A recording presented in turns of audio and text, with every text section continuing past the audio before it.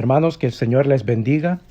Voy a leer en Mateo capítulo 11, del versículo 20 al versículo 24. Estas son palabras de Jesús que les dice a las ciudades de Corazín, de Betsaida y de Capernaum.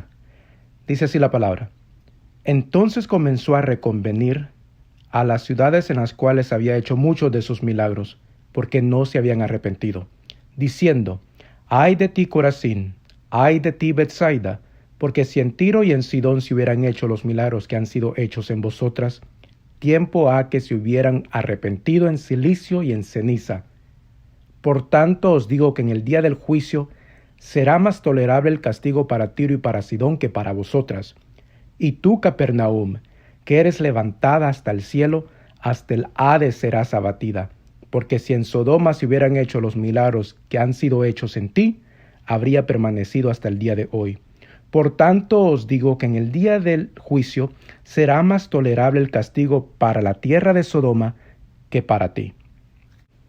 Lo que Cristo les dice a estas ciudades es algo bien serio y en lo cual nosotros debemos de pensar detenidamente.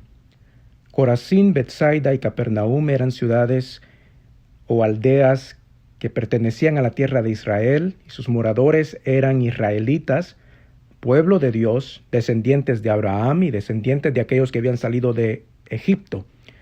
Cristo les dice a esos hombres que su castigo en el día del juicio, refiriéndose al juicio final de Dios, les dice que su castigo en ese día será más severo que el castigo que recibirán los moradores de Tiro, de Sidón y de Sodoma.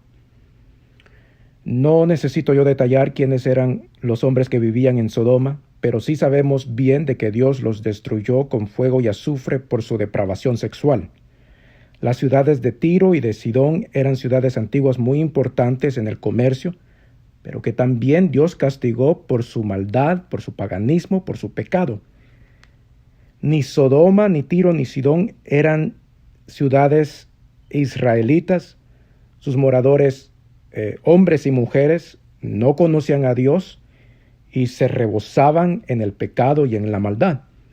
Aún con todo eso, Jesucristo, quien va a juzgar a todo hombre según Juan capítulo 5, 22, Jesucristo les asegura a los moradores de Corazín, de Betsaida y de Capernaum que ellos iban a sufrir más en el lago de fuego que los moradores depravados de Sodoma. El lago de fuego es el lugar donde irá a parar todo hombre que no cree en Jesucristo después del juicio final de Dios. Y la razón por su severo castigo es que, a la diferencia de esas ciudades antiguas que no conocían a Dios, Corazín, Betsaida y Capernaum habían visto a Jesús, el Cristo, el Mesías, el prometido de Dios. Habían visto muchos de sus milagros, que es lo que Él les dijo en lo que acabo de leer, y habían escuchado el Evangelio predicado por el mismo Jesucristo. Lucas capítulo 4, versículo 31 dice: Descendió Jesús a Capernaum, ciudad de Galilea, y les enseñaba en los días de reposo. Cristo predicó y enseñó el reino de Dios, y Él seguramente les enseñó a los de Betsaida, Corazín y Capernaum que el reino de Dios había llegado a sus puertas. Y aún así, estos hombres, quienes eran israelitas, quienes eran pueblo de Dios, rechazaron el reino de Dios y no se arrepintieron. O sea, no habían cambiado su forma de pensar, su forma de vivir en cuanto a su vida, en cuanto a su pecado, en cuanto a Dios y en cuanto a lo que Dios pide del hombre. Por la mayor parte, nosotros los que nos llamamos cristianos pensamos incorrectamente que el arrepentimiento solo es necesario para los inconversos o cuando venimos a los pies de Cristo por primera vez. Pero el arrepentimiento también es necesario en la vida del Hijo de Dios todos los días de su vida. Esto es porque dentro de nosotros aún mora el pecado. Escuche lo que dice Romanos capítulo 7 del versículo 15 en adelante. Pablo escribió así: Porque lo que hago no lo entiendo, pues no hago lo que quiero, sino lo que aborrezco, eso hago. Y si lo que no quiero, esto hago, apruebo que la ley es buena. De manera que ya no soy yo quien hace aquello, sino el pecado que mora en mí. Y yo sé que en mí, esto es, en mi carne, no mora el bien, porque el querer el bien está en mí, pero no el hacerlo. Porque no hago el bien que quiero, sino el mal que no quiero, eso hago. Y si hago lo que no quiero, ya no lo hago yo, sino el pecado que mora en mí. Así que, queriendo yo hacer el bien, hallo esta ley, que el mal está en mí. También todos los días de nuestra vida siempre está nuestra propia concupiscencia seduciéndonos al pecado. Santiago capítulo 1, versículo 13 al 15 dice, cuando alguno es tentado, no diga que es tentado de parte de Dios, porque Dios no puede ser tentado por el mal, ni Él tienta a nadie, sino que cada uno es tentado cuando de su propia concupiscencia es atraído y seducido. Entonces la concupiscencia, después que ha concebido, da a luz el pecado, y el pecado, siendo consumado, da a luz a la muerte. Aún tenemos pecado, y aún nosotros pecamos. Así dice el capítulo 1 de la primera carta de Juan en el versículo 8 y en el versículo 10.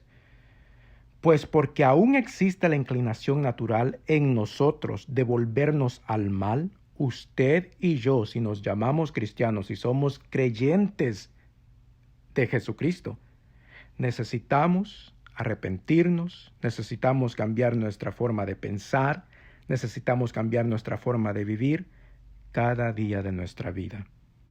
Escuche lo que dice Romanos 12, 1 y 2.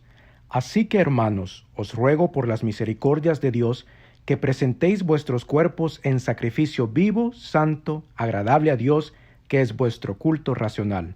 No os conforméis a este siglo, sino transformaos por medio de la renovación de vuestro entendimiento, para que comprobéis cuál sea la buena voluntad de Dios, agradable y perfecta.